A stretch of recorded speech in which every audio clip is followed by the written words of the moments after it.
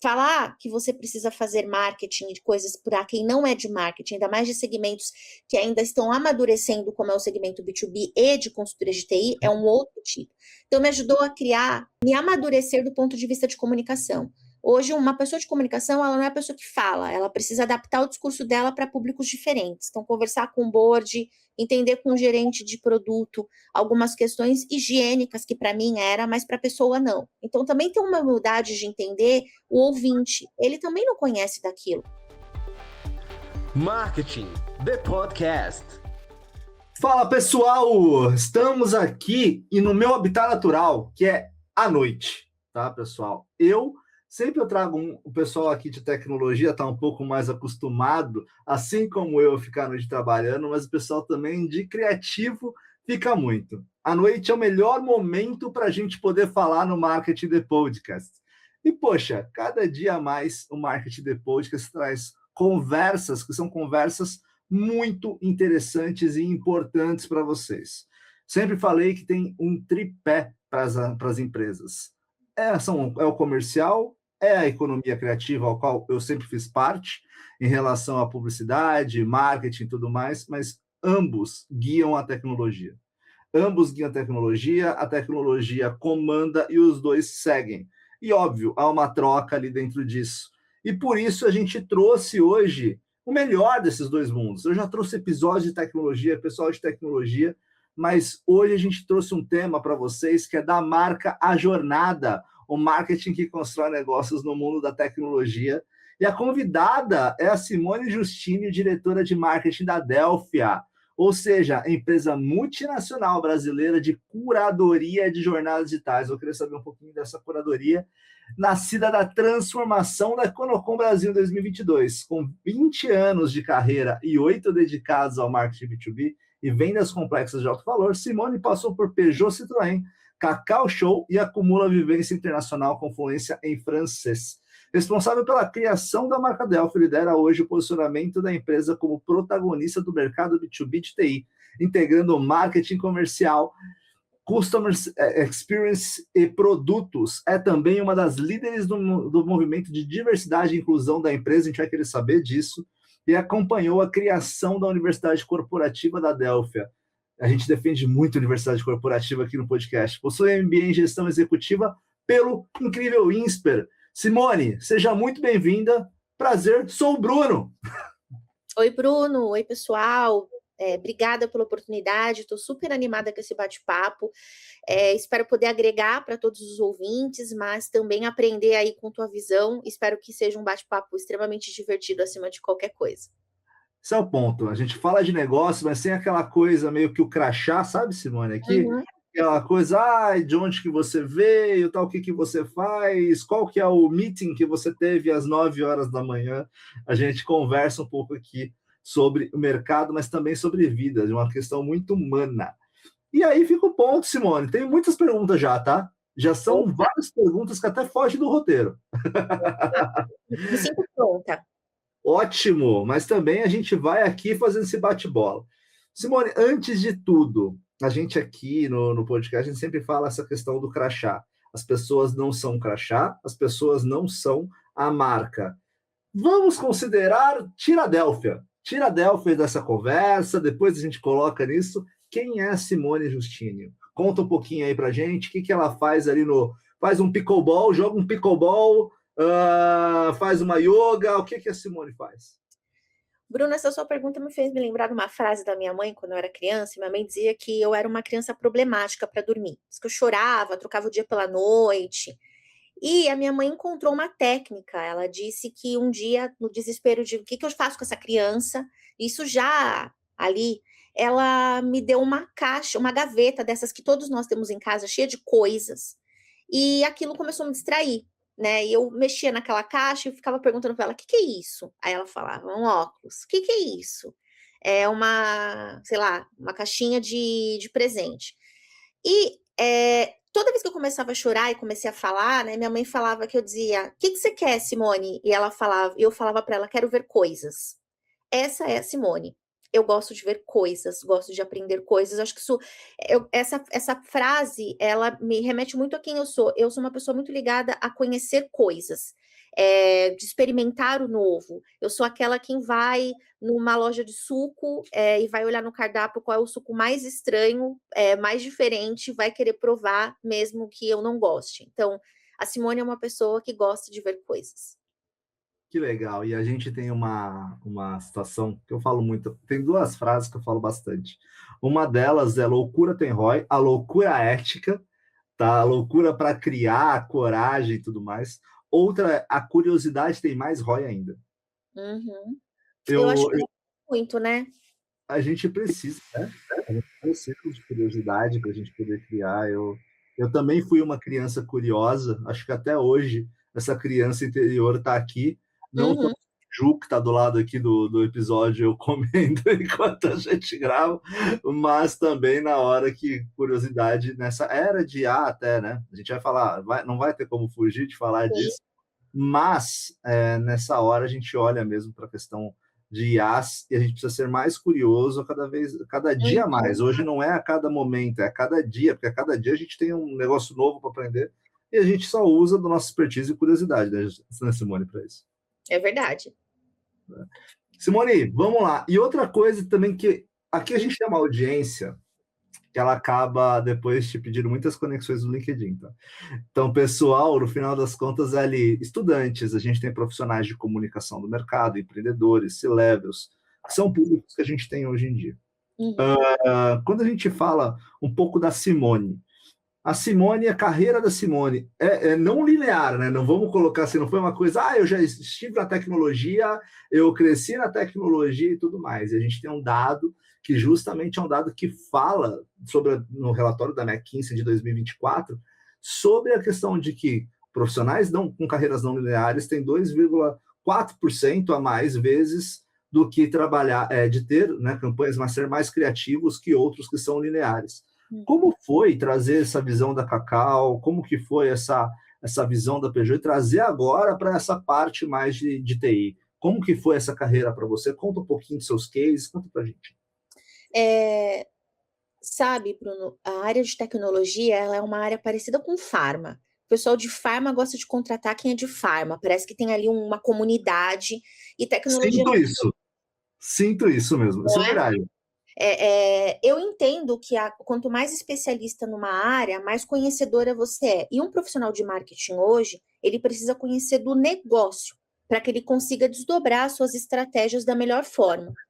Mas, contrariando as estatísticas, né, eu não venho do segmento de tecnologia, eu venho de outros segmentos, como você está falando, automóveis e alimentos. E eu acredito que no começo isso me trouxe um pouco de as pessoas conversam comigo e falam, mas você não é de TI, né? Eu tive que me provar bastante, mas hoje eu percebo que essas duas experiências é que me fazem a diferença e vem transformando os resultados da Delphi do ponto de vista de marca e marketing, né? Porque no fundo, Bruno, tudo gira em torno de pessoas, né? E a gente está falando de um segmento que é mais, entre aspas, visto como frio, como uma caixa preta, engessado, e eu acredito que é esse colorido que eu trago de vir de outros segmentos para transformar a Delphi numa marca autêntica e destoar da concorrência. Não, e aí é bem legal quando você fala isso, que é uma visão 360, né? De tudo. Eu converso muito com o mercado, sou muito bem relacionado com o mercado de tecnologia, e eu não tenho nem como, né? Também com podcast e tudo mais, dos dias de hoje. E quando a gente conversa muito com tecnologia, acaba sendo algo muito padrão, acaba sendo a barbearia, a identidade visual da barbearia, acaba sendo a comunicação, você sabe que sempre vai ter um preto, branco ali na comunicação, vai ter ali um homem barbado de bigode, que é o padrão de barbearias, também é uma analogia para isso. Eu resolvi, também troquei com muitas empresas de tech que queriam fazer essa transição, falar, peraí, a gente precisa trabalhar um pouco mais nossa marca, fazer entender, o mercado entender o que a gente vende. E isso é muito complexo em tech. Tech, como você disse, é aquela questão. É o meu grupo, é quem entende ali o que é a API, o que vai fazer tal situação, a tecnologia em nuvem, e vai navegando nisso. E aí é difícil, né? Porque no final das contas a gente fala de comunicação. E como que a gente vai fazer essa ponte entre essa questão técnica e o cliente? E aí eu acho que você tem uma visão para isso, né, Simone, quando a gente fala.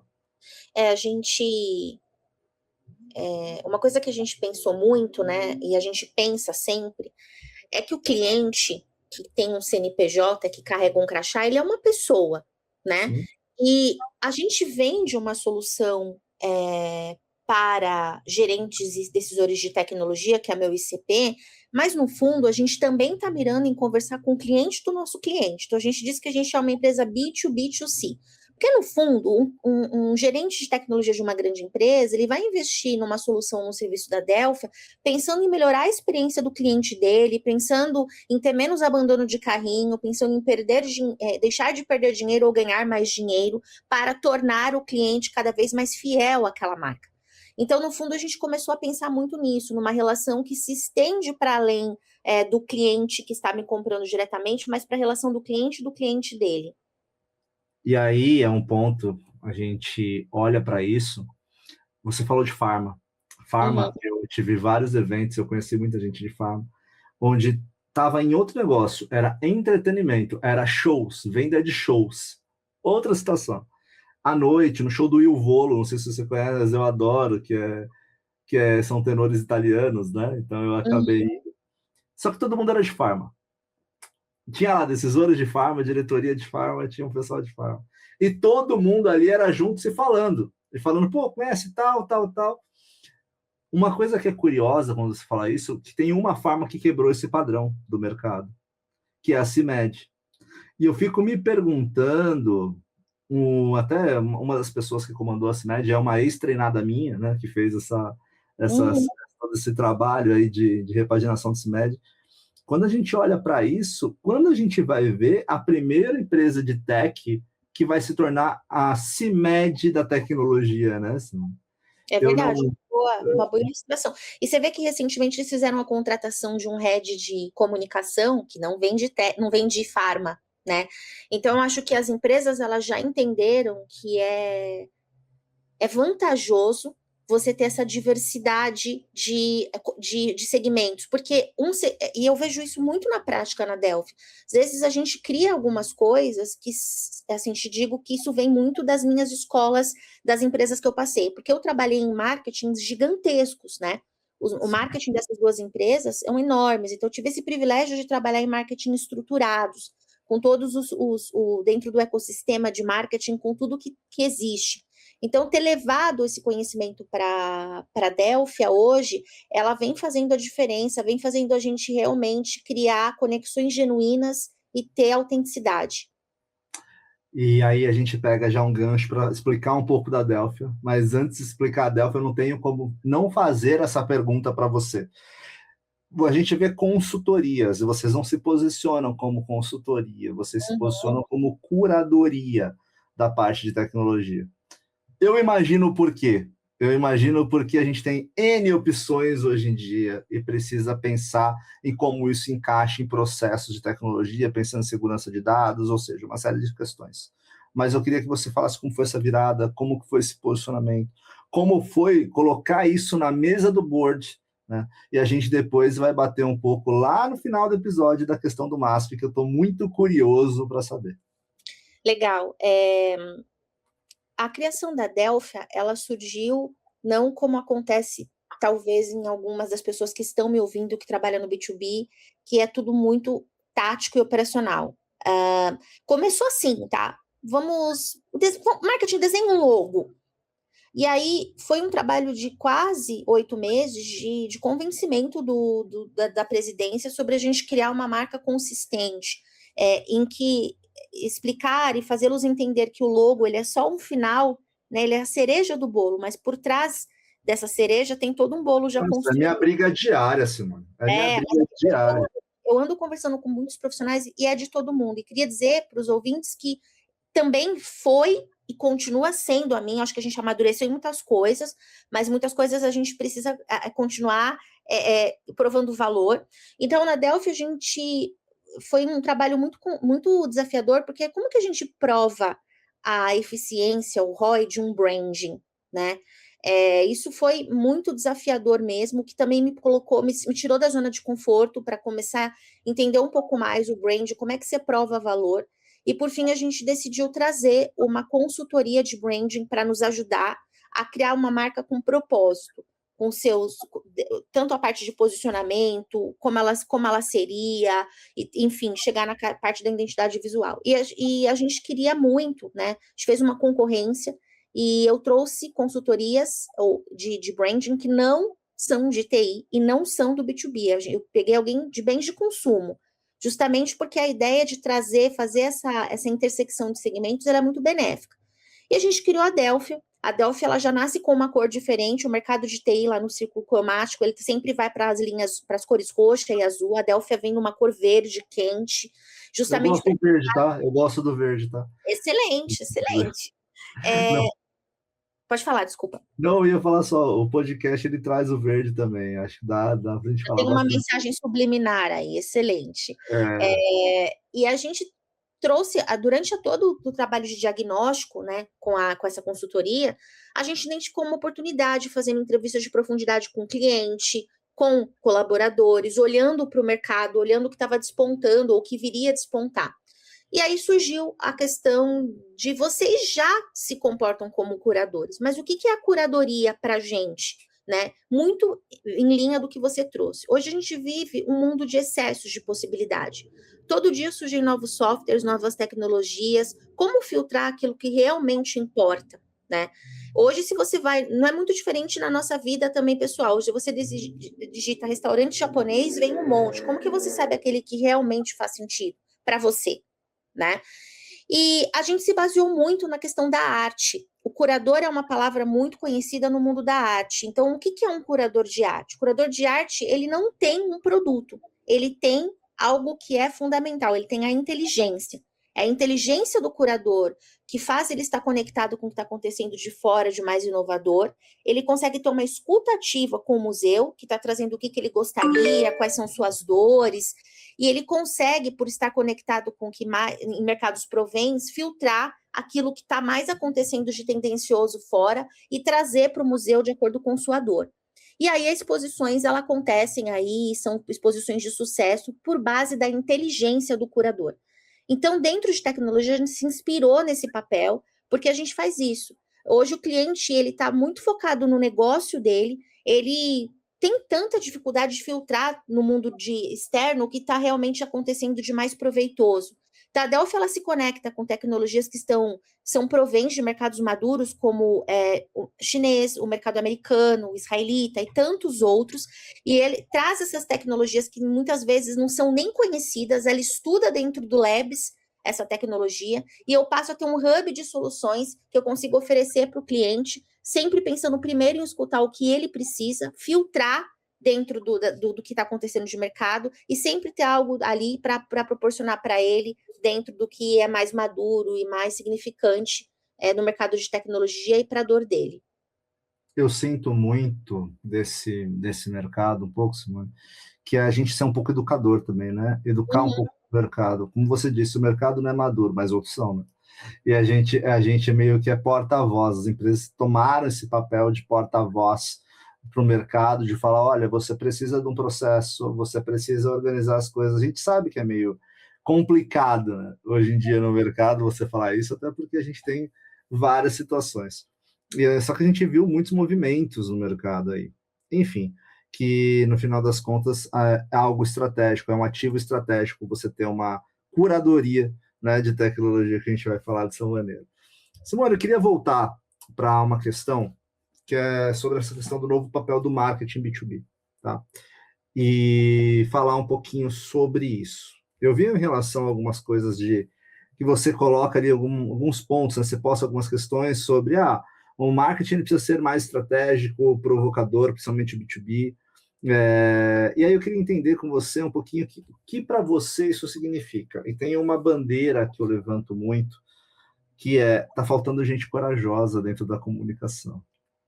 Tá faltando falar, levar ideias. E a gente vai bater nessa questão. Eu adorei o que você explicou, já vou adiantar que eu adorei o que você explicou sobre a questão da arte. E é uma questão de posicionamento, de valores. Então, muito ali já foi dito, né? Ali do porquê que vocês patrocinaram. Nubank agora, por exemplo, com cinemas, que a gente olha, o cinema do Copan, se não me engano, né? O cinema do Copan. E tem um motivo por trás, que ele não, é um pouco mais complexo do que tudo. Mas para isso, eu estou defendendo um novo termo, que eu vou acabar até patenteando esse termo, que tá faltando o rockstar, o marketing ser novamente o rockstar. Novamente aquele que fala, olha, beleza, vamos lá, vamos fazer isso aqui que eu acredito e vamos embora. Acho que tem muito mais de automações, e eu entendo a parte de automação, mas eu acho que falta essa questão mais provocativa que você puxa. Como que você vê isso para o marketing? Como que é? Porque não é fácil, né? Você chegar ali e você levar para o board e falar, olha, é o seguinte, vocês têm que fazer ali um patrocínio do MASP. Uhum. Não é fácil. Sabe, Bruno, primeiro eu preciso dizer que tudo é um processo, né? Eu não cheguei na Delphia já trazendo, vamos patrocinar o MASP, ou vamos fazer uma marca. Calma, né? Um processo. Eu estou na Delphia há 9 anos, eu vim de Econocom, como você comentou na minha apresentação. Eu entrei num contexto muito desafiador, um contexto em que eu entrei para... A Econocom tinha acabado de, digamos, que se estabelecer aqui, então eu trazer o branding para cá, um brand que é muito conhecido na Europa, é uma empresa que tá tem bolsa, está com ações na bolsa. Então, foi desafiador, porque eu também entrei para estruturar uma área de marketing, sendo que eu costumo dizer que eu sempre fui uma peça de grandes engrenagens, por ser de marketings bem estruturados. E eu entrei aqui para ser a peça, né? A engrenagem. Então também foi desafiador. E eu me lembro que um dos meus desafios é que assim, eu tinha um budget de R$ 2.000 por mês, em que eu precisei provar que eu precisava disso. Então, hoje, o meu budget ele já é de milhões. Então, o que eu quero dizer? Tudo é um processo. Então, para quem está começando, a gente não começa, obviamente, levando um patrocínio de MASP ou falando de brand, né? Eu acho que a gente tem que começar com o básico, ajudar, como você mesmo falou, a educar. O marketing B2B tem esse papel de educar as pessoas internamente, mas aqui vem a grande diferença. Para quem decide estar no B2B, ainda mais em contextos techs de consultoria, que é um segmento que, digamos, que nasceu para ser bastidor, né? E quando você decide estruturar uma marca de consultoria, você está dizendo que você quer que essa marca apareça, que ela tenha identidade, que ela tenha protagonismo, né? Mas você precisa romper algumas barreiras, e aí vem o que você disse. A gente precisa de pessoas nessas posições que tenham coragem de desagradar, que tenham coragem de discordar e tenham coragem de ser visto como diferente, porque é assim que eu passo e passei, né? Então, o que eu acredito bastante é que essa não é uma área. Se você quer uma área em que você não precisa de embates, de conflito, essa não é uma área para as pessoas. Então, é uma área que você precisa explicar o que é higiênico, começar a explicar o que é higiênico. Isso exige muita resiliência, muita credibilidade no seu histórico e também no que você tem de conhecimento, e também muita flexibilidade de saber que você vai ter que ajustar o seu discurso de acordo com audiências diferentes. Então, conversar de marketing para quem entende de marketing é uma coisa. Como eu que vim de estruturas grandes, falar que a gente tinha que investir em mídia, a argumentação ela é diferente. Falar que você precisa fazer marketing de coisas para quem não é de marketing, ainda mais de segmentos que ainda estão amadurecendo, como é o segmento B2B e de consultoria de TI, é um outro tipo. Então, me ajudou a criar, como eu vou dizer isso? Me amadurecer do ponto de vista de comunicação. Hoje, uma pessoa de comunicação, ela não é a pessoa que fala, ela precisa adaptar o discurso dela para públicos diferentes. Então, conversar com o board, entender com o gerente de produto algumas questões higiênicas que para mim era, mas para a pessoa não. Então, também tem uma humildade de entender o ouvinte. Ele também não conhece daquilo, né? Às vezes, dizem que de médico e marqueteiro todo mundo tem um pouco. E o brasileiro já é criativo na sua essência. Mas quando você começa a provar que tem indicadores por trás, você também se lapidar em levar referências e ajudar que a sua comunicação seja uma comunicação mais negócio, vem fazendo a diferença. E aí eu vejo que você falou um ponto bem interessante, que é o budget, né? Eu tenho R$ 2.000 de budget. Uhum. O que eu vou fazer com R$ 2.000, tal? Criatividade. Que não tem budget, tem criatividade, né, Simone? No final das contas. É o que a gente tem muito, marketing, é verdade isso. E como que justificar isso, como sentar nessas mesas e justificar ações. e educar o mercado para isso. Sabe que durante muito tempo, eu não olhei, até vou engatar isso numa outra pergunta, mas durante muito tempo eu não dava tanto valor quanto o valor era devido para a didática. Eu não dava tanto valor para a educação corporativa como hoje eu vejo. Eu sinto que as empresas, elas ficaram responsáveis por uma coisa que o Estado não entregou. Nem o Estado, mas também a questão das faculdades privadas, tanto que elas estão agora num rebranding, né? Vamos colocar dessa maneira, né?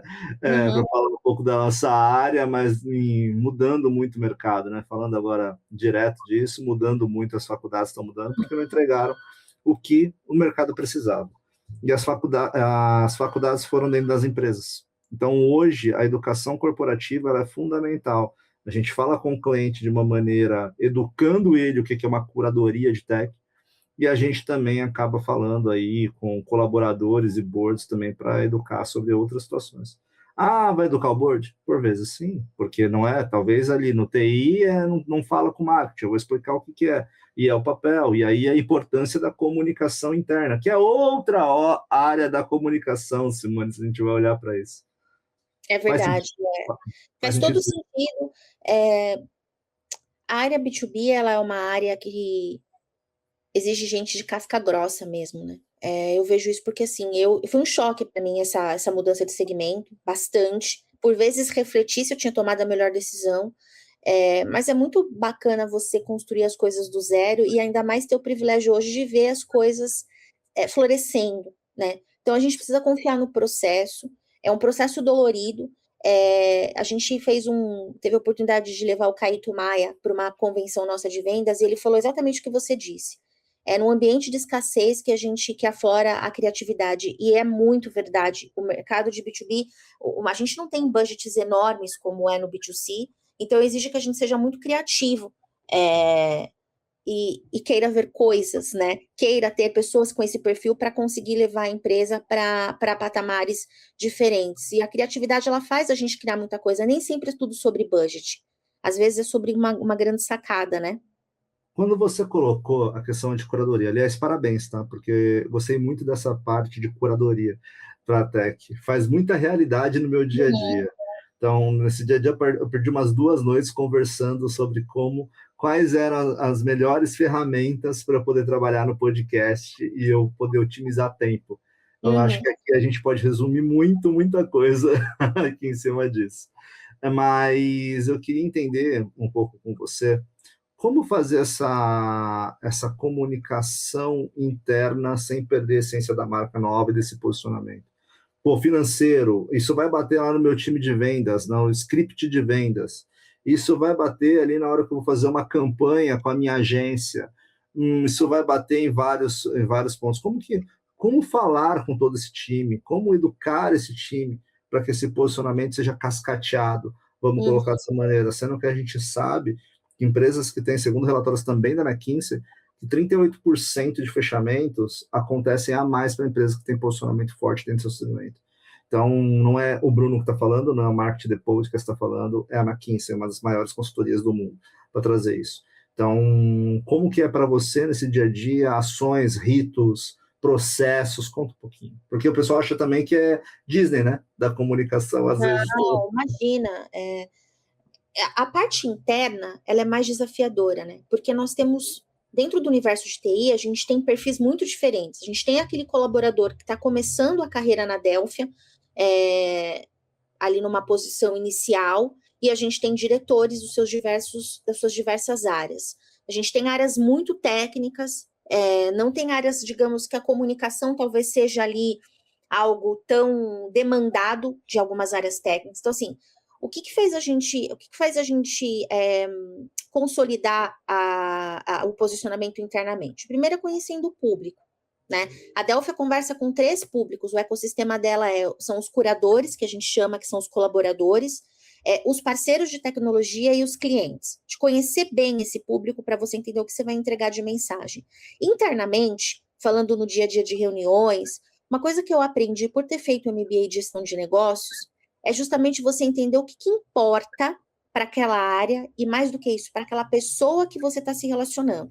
Então, você vai conversar com o CFO, Eu vou até estender isso. Você vai conversar com qualquer outra área de marketing, você está querendo o engajamento deles ou provar valor em alguma coisa. Se você trazer as métricas de marketing, engajamento, clique, curtidas, a gente está falando de algo que não se conecta com aquelas pessoas. Então, como é que você pega os indicadores, as ações de marketing, e transformam em dados de negócio ou questões que fazem aquela área ver vantagem? Tá, você vai explicar que engajamento é importante? Eu sempre tenho esse impasse com o meu time de digital aqui.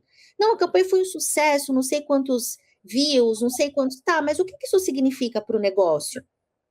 Né? Eu acho que a gente precisa começar a entender o que esses indicadores de marketing apontam de forma real para a necessidade daquela área. Você tem muita razão, vou adoçar o que você está falando, porque eu acabei, até depois eu vou te mandar, você me manda uma mensagem, te manda essa matéria, que é justamente a matéria do CMO, da Cruzeiro do Sul, falando sobre isso, previsibilidade, o novo marketing, o antigo marketing que baseava em engajamento, ele morreu. Então, só que ele está com uma roupagem velha no mercado novo, e isso está gerando um problema. Acho que é muito nesse tom que você está falando, porque se eu chego com o CEO, se eu chego com o board falando de engajamento, falar, eu odeio reunião que tem 3 pontos, Simone.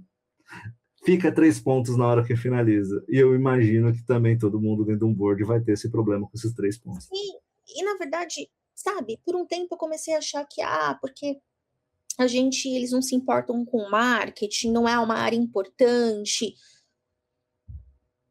Eu aprendi que sem marketing não existiria empresas. A gente é uma área extremamente relevante, que muitos ainda não estão preparados para essa conversa. Mas eu gosto da analogia, o desenho do serviço, uma pessoa que é um desenho de serviço, uma ponte para chegar num Éden da vida, só que a ponte ali, o marketing tá quebrada e você não consegue atravessar. Esse é o marketing.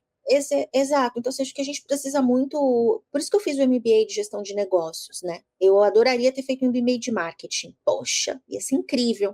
Mas eu já conheço, claro que a gente está sempre em aprendizado, é claro que é uma área que eu sou apaixonada e quero cada vez mais conhecer, mas eu fui fazer um MBA de gestão de negócio, um MBA que me ajudou a conhecer de contabilidade, matemática financeira, economia, tecnologia, e isso me ajudou muito também, esse repertório diferente. Imagina, aula de contabilidade para uma pessoa de marketing.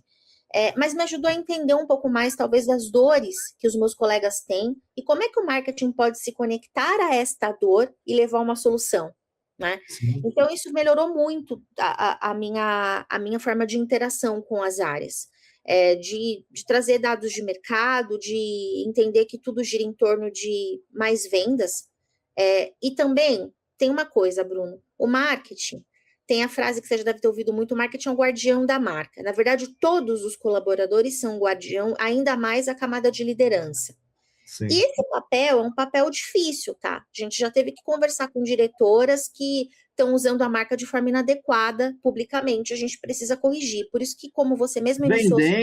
Vendendo, aquela história, né? Só é... Exatamente. Então, assim, por isso que a sua fala no início, ela é muito forte. A gente precisa de pessoas com coragem, e coragem de desagradar, coragem de você corrigir com profissionalismo, educação e argumentação sobre você manter a marca consistente, independente de quem está usando ou quem realmente é o representante dela. E aí, quando a gente fala, eu gosto muito de colocar aqui os pingos nos is, mano, porque tem muitos jovens ouvindo a gente. Então, tem ali, o pessoal, é muito formação acadêmica. Tanto que eu vou estar no dia 11/4 palestrando para as faculdades do interior, né, no Fast Up. Então, quando a gente fala rockstar, não é chutar o balde, não é chegar e falar as coisas têm que ser assim. Não é bem assim, mas é você saber impor as suas ideias. É você ter coragem de levar ideias adiante. Exatamente. Eu me lembro de um case, Bruno. A Delphi, a gente entrou para jogar, mesmo sabendo que eu passaria por muitos desafios e muitos conflitos. E um deles foi provar para o board da empresa que, depois de lançar a Delphi, a gente fez algumas escolhas, a gente deveria ter na nossa parte de comunicação um banco de imagens próprio. Porque tudo de tecnologia a gente pega de banco de imagens, né? Tirando grandes bigs, né? É super divertido, porque você pega alguns bancos de imagem gratuitos, você vê essa imagem desde de uma empresa Big Four até a mercadinho da esquina. É curioso isso.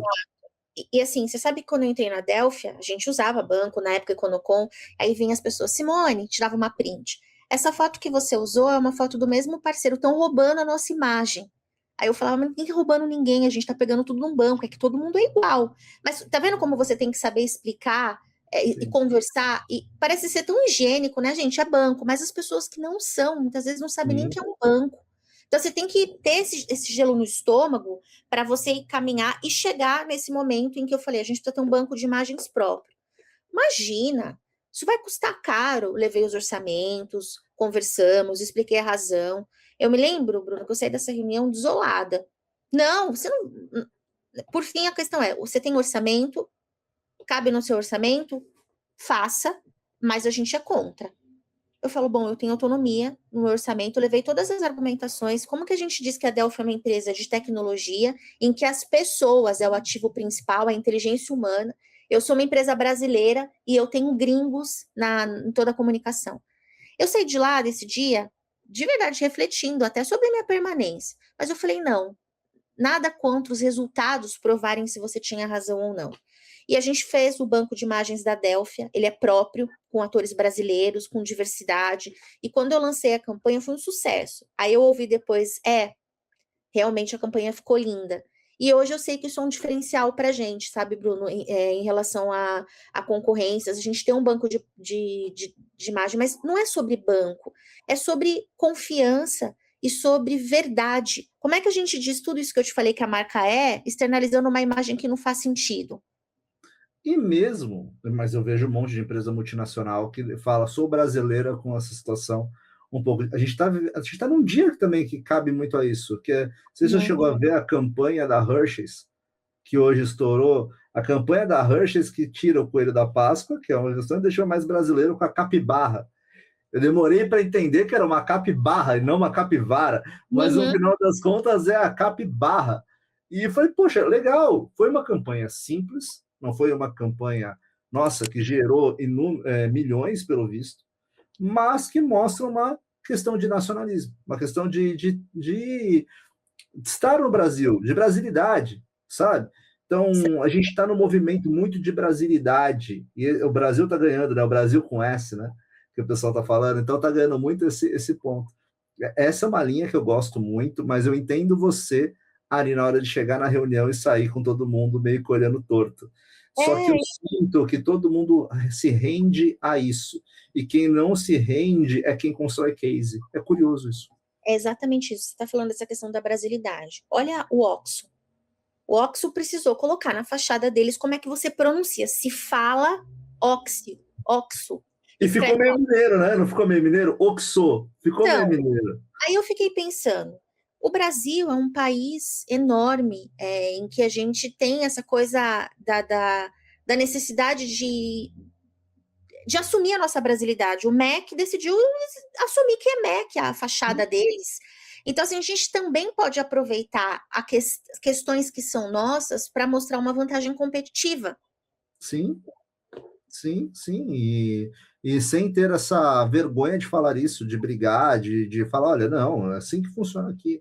Eu gosto muito da entrada do site de vocês, a primeira parte, o banner do site de vocês.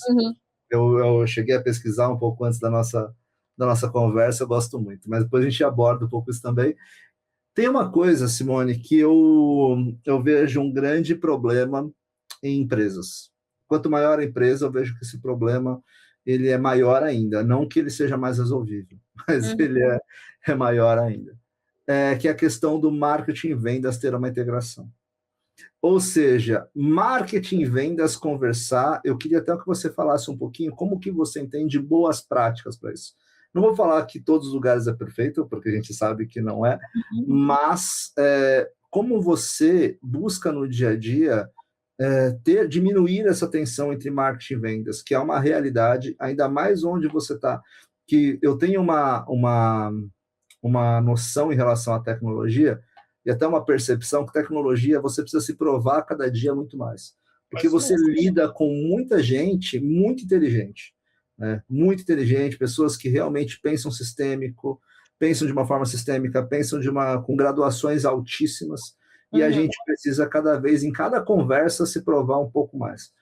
Eu imagino, e vendas, seja em qualquer empresa, ela tem lá a questão dela, mas é vendas, tal. E eu sempre falo, não, mas espera aí, sem a vendas não tem empresa. Mas sem o marketing a gente não constrói negócio. Sem a tecnologia não tem a base do negócio.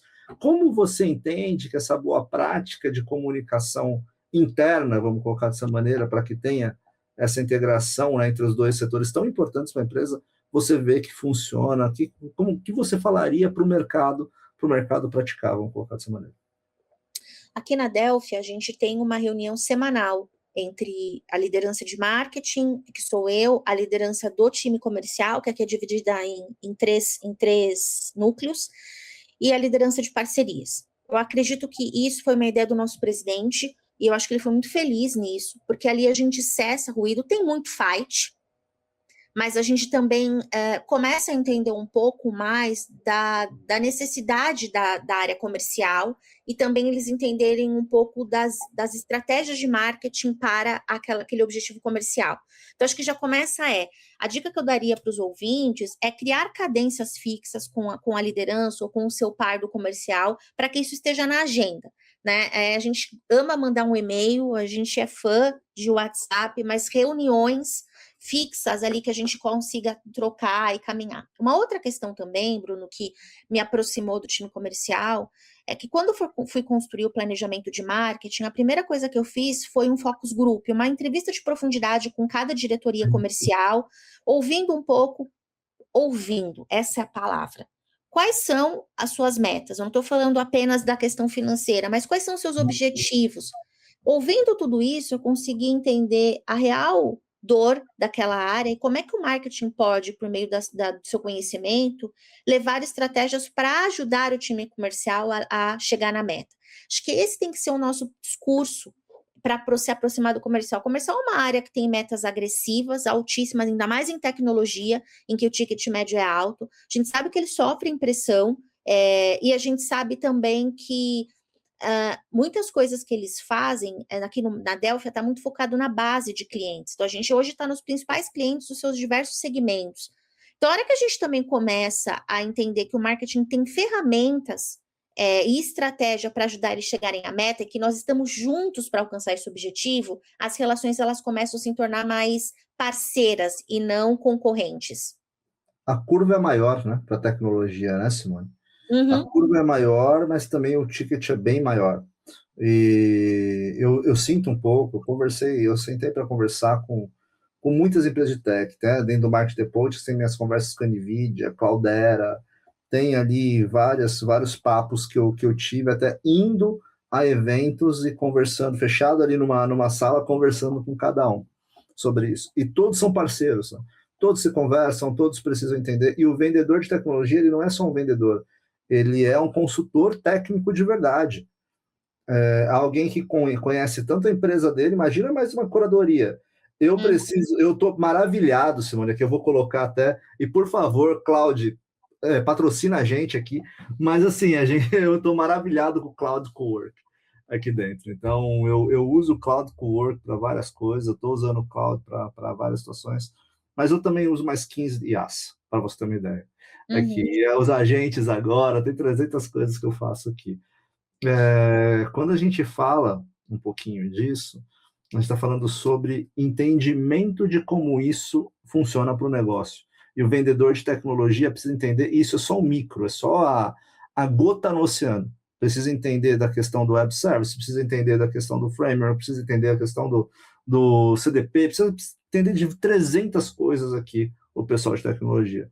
E aí eu já faço um outro engato para outras questões que a gente conversou aqui, como a educação corporativa. Como que você cascateia isso, Simone, em relação à importância dessa educação?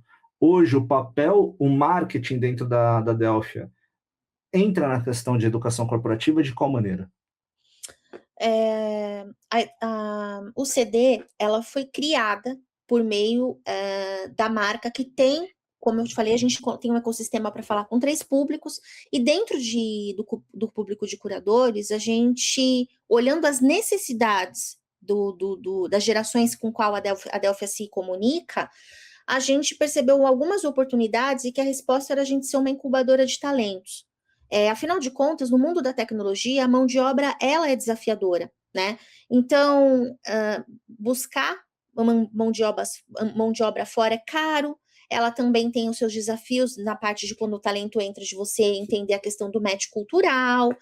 Então, por que não formar um banco de talentos, ser uma incubadora de talentos? A resposta para essa oportunidade foi a UCD, que é a Universidade Corporativa da Delphi. Não. É uma iniciativa liderada pelo nosso time de recursos humanos, mas ele responde, então, a UCD ela é uma resposta a uma oportunidade em que nosso público, estudando ele, a gente percebeu. E a gente percebe que conhecimento é algo muito valioso, né? Ele abre muitas portas. Então, por que não a gente promover conhecimento, uma vez que quem é de tecnologia está sempre recebendo conhecimento novo, por que não a gente replicar isso?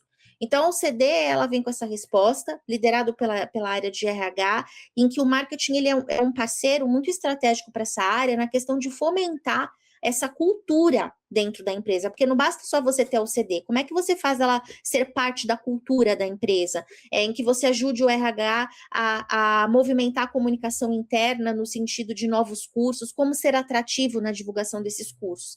Mas é uma iniciativa muito legal, é uma iniciativa que a gente muito nobre mesmo, em que o time de RH realmente vem fazendo um trabalho muito bacana.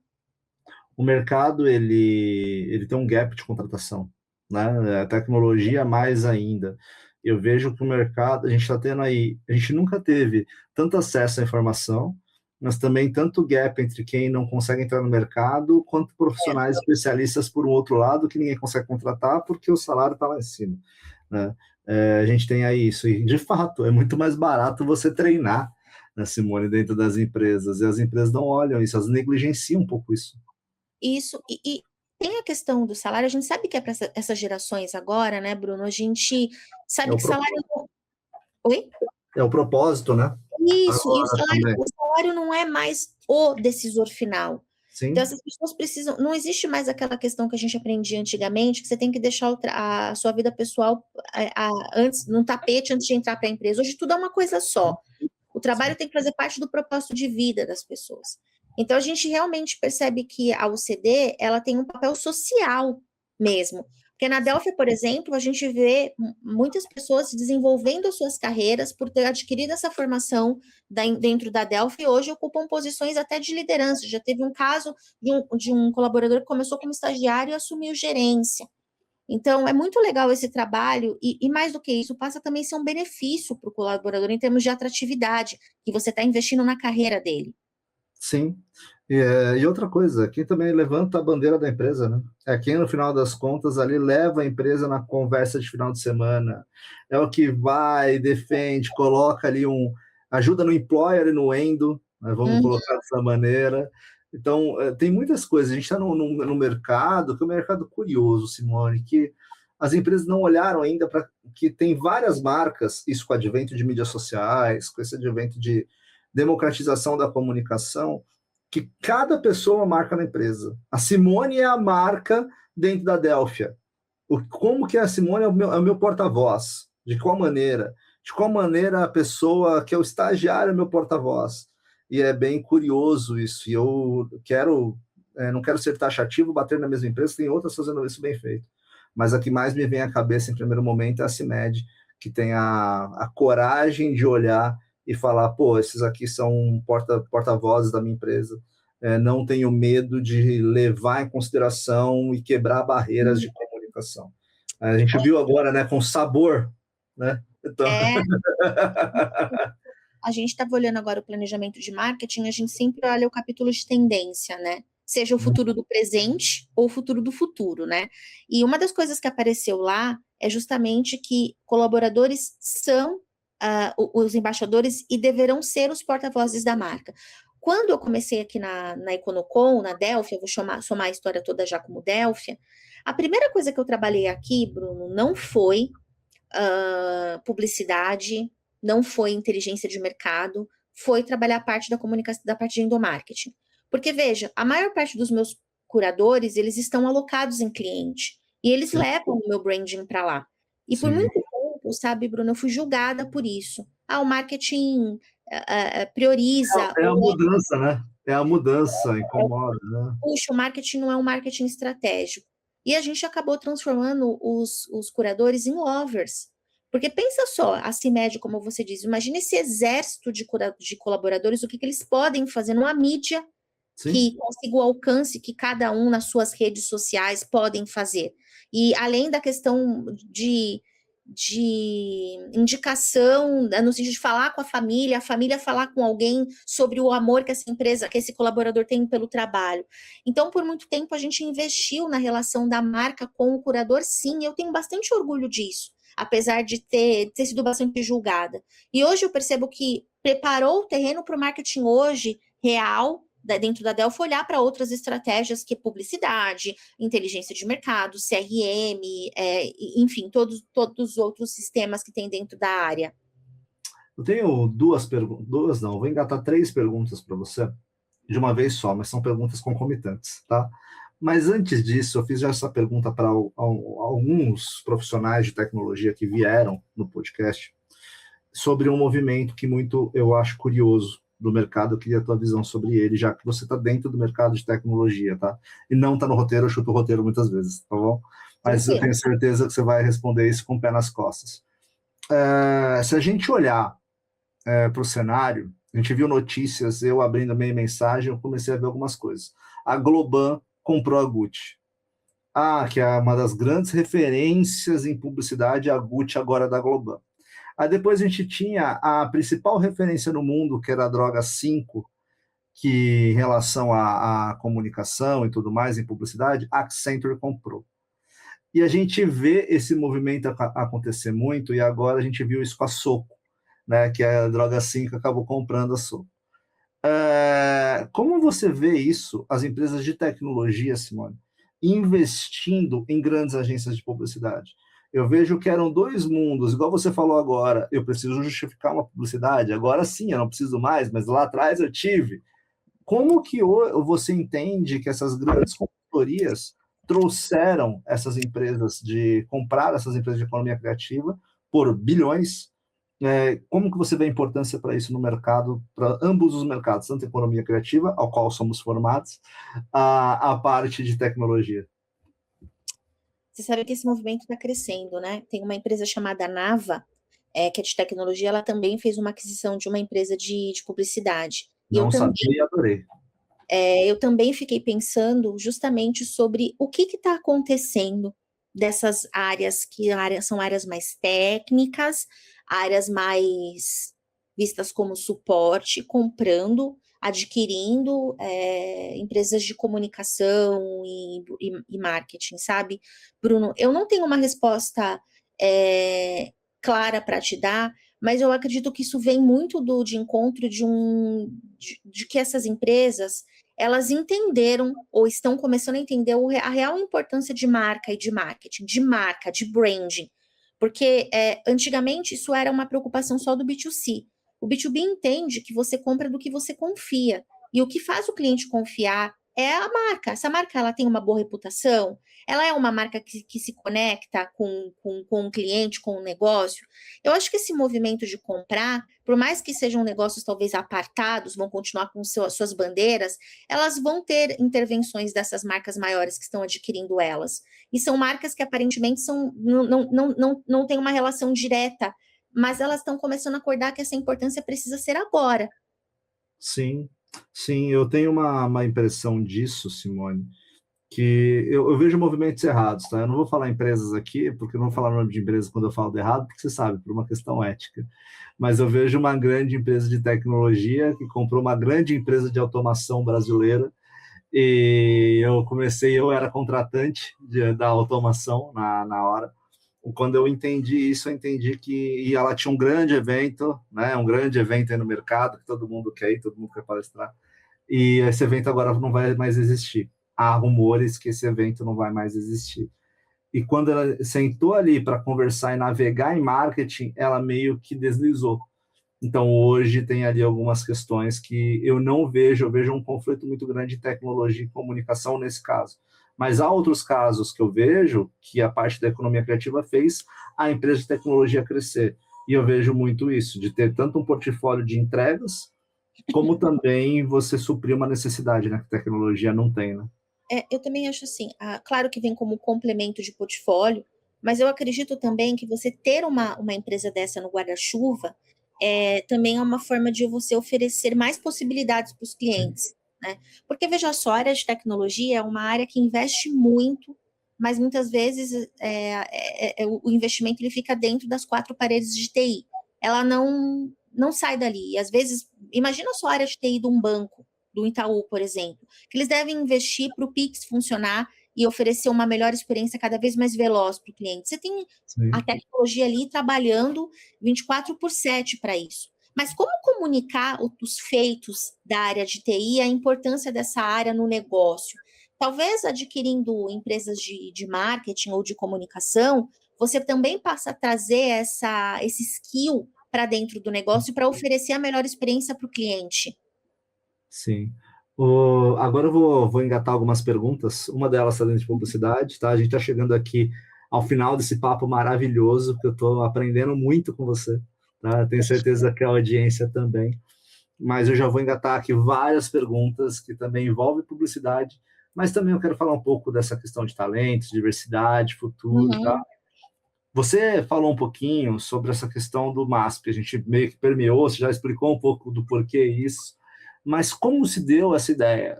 Foi através dessa consultoria, você olhou e falou, pô, legal, é uma ideia bacana, vamos bancar, leva para o board. Como que foi esse processo de entendimento que fazia sentido no posicionamento, né? Essa negociação, a justificativa de budget, enfim, uma série de ações ali dentro do que você pode falar também, tá, Simone? Obviamente a Tá. gente tem coisas que não dá para falar. E já vou Claro. engatar também perguntando sobre a questão de você ser uma líder, né, do movimento de diversidade e inclusão da Adelphia, e você também já ter dado aulas de marketing e administração para alunos de baixa renda. Isso é uma coisa que eu não falo muito aqui, mas eu sou muito ali do ESG, a gente tem uma série dentro do Marketing The Podcast, que é a série especial ESG, onde a gente está na FBGA, o Marketing The Podcast vai presencial e fica na FBGA, tá? O Fórum Brasil de Gestão Ambiental a cada 2 anos. A gente tem uma série especial esse ano falando disso.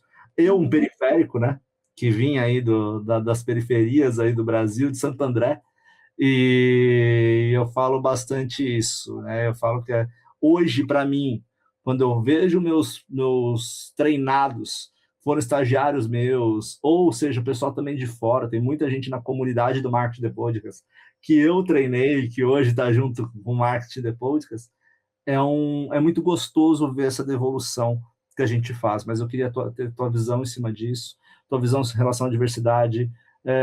Você é uma mulher no poder, vamos colocar dessa maneira, hoje em dia, e serve de inspiração, e principalmente no Dia da Mulher, e parabéns aí, né, pelo Dia da Mulher. Mas a gente tem toda essa complexidade para pensar.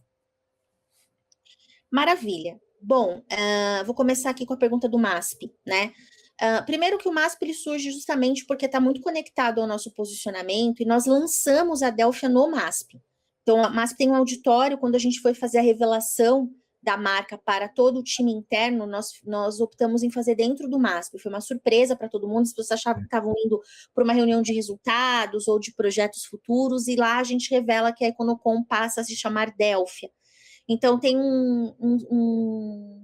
uma conexão já muito especial para nós.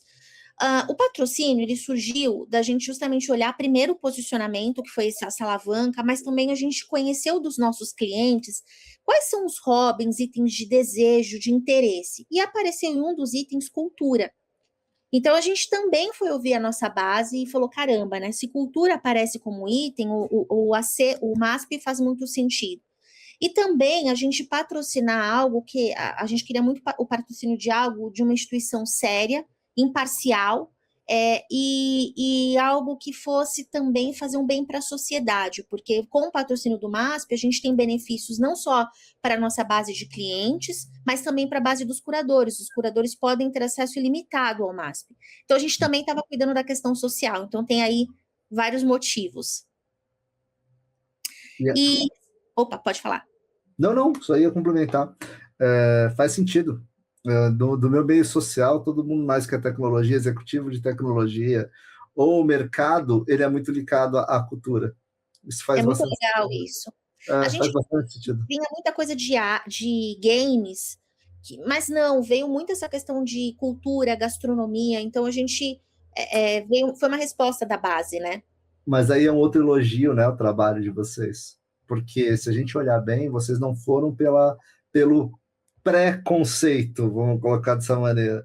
Porque no final das contas, games, está muito ali, né? Quem é de tecnologia vai direto pro game. Uhum. Eu sou um nerd, vocês podem ver pelo fundo de tela, eu tenho uma coleção aqui de tudo, sou um viciado em tecnologia e games. Mas não necessariamente, porque o público que está ali, ele tem outros interesses, né? Então, artes, a parte de cultura, envolve, porque é um público mais selecionado também nesse momento. Uhum. Sim, e a arte tem muito a ver com a Delphi, né? A inteligência do artista é quem faz acontecer, assim como no nosso trabalho é o curador, a peça fundamental. E falando um pouco de diversidade, me repete de novo a pergunta. Não, sobre você ter esse papel em relação à diversidade, você está no poder como uma mulher decisora, né? E também essa devolução de dar aula também, né, para o povo mesmo, de fato, ali para trazer essa educação corporativa para o público. Então, nessas aulas que você deu de marketing, de administração para alunos de baixa renda, isso é uma coisa que eu confio 100%. O que eu posso fazer sempre, gente, é por uma questão de tempo que eu não coloco mais gente aqui para conversar sobre marketing no Marketing The Podcast, tá? E também por uma questão de sou pai de 2 meninas, eu tenho minha mulherada aqui em casa, eu brinco que não é só, é minha mulher, minhas 2 meninas e mais minhas 2 cachorras. Então, é aqui. Menino, completo. Eu tô aqui, eu sou o único menino da casa. Mas eu tenho essa loucura de dia a dia, mas eu acredito muito nisso, porque eu fui um case desses que foi buscar conhecimento e devido à democratização de conhecimento eu consegui acessar muitas coisas. E justamente é o que eu bato também quando eu vou para a FBGA, quando eu trago a série de sustentabilidade, que vocês queiram assim, queiram não, vocês estão entrando numa questão de ESG com isso. Com certeza. Olha, a passagem de ser docente foi muito especial, né? Foi um ano sabático na minha carreira. Eu trabalhei muito tempo no corporativo. Os meus irmãos são professores, me incentivaram a fazer essa degustação. E aí eu aproveitei o momento de ano sabático, que eu tinha acabado de casar, queria vivenciar esse momento, em retribuir, aliás, compartilhar o que eu aprendi ao longo do mercado com outras pessoas, um momento de devolver o que eu recebi, o que eu aprendi. E aí eu fui professora de marketing e administração de uma escola profissionalizante para baixa renda, que tinha desde alunos que estavam ingressando, queriam ingressar pela primeira vez no mercado, a aqueles que eram adolescentes, talvez também estava ainda perdido, entendendo qual era o seu momento profissional. E dentro da minha pauta de conteúdos do curso, eu procurei, obviamente, usar bibliografias, mas tentar ser mais prática. Então, uma das coisas que eu ensinava aos meus alunos é fazer gestão de orçamento. Mesmo que você for uma recepcionista, um auxiliar logístico, é um diferencial você conseguir falar um pouco de custo, de apresentar os custos de uma forma simples, mas que você tenha esse controle de orçamento do que você está fazendo. Então, foi muito especial. Hoje vejo alunos aí já dentro de empresas de muito tempo, fico feliz de poder ter ajudado essas pessoas e, principalmente, dado um pouco do que eu tive a oportunidade de receber em grandes bandeiras. E ser uma liderança dentro do contexto que eu estou é um desafio, sabe, Bruno? Porque eu digo que eu faço parte do movimento Only, porque eu estou num segmento majoritariamente masculino, de vendas complexas, em que o marketing não é uma área que geralmente ele recebido com a mesma importância de outras áreas. Dentro da liderança feminina na empresa, eu sou a única líder negra, então é realmente algo como se eu fosse um pontinho azul no oceano amarelo. E custa caro ser esse pontinho, esse movimento. Mas, ao mesmo tempo, eu vejo o quanto eu estou abrindo portas para outras pessoas também se verem em posições de liderança e que elas podem sentar, sim, e ocupar os papéis que elas desejam, de acordo com a capacidade que elas têm, independente da cor da pele. E é bem curioso isso, eu também vejo dessa maneira. Eu também posso. Eu gosto daquela ideia do eu também posso. Uhum. Eu fui esse cara do também posso. Eu também olhei, é bem curioso isso. Às vezes eu tenho algumas conversas devido à posição que a gente tem, a questão da vida que a gente acabou tendo que construir e tudo mais, o pessoal fala um pouquinho mais, tipo, não, mas espera aí, tá muito longe da minha realidade. Não, não, não, não tá não.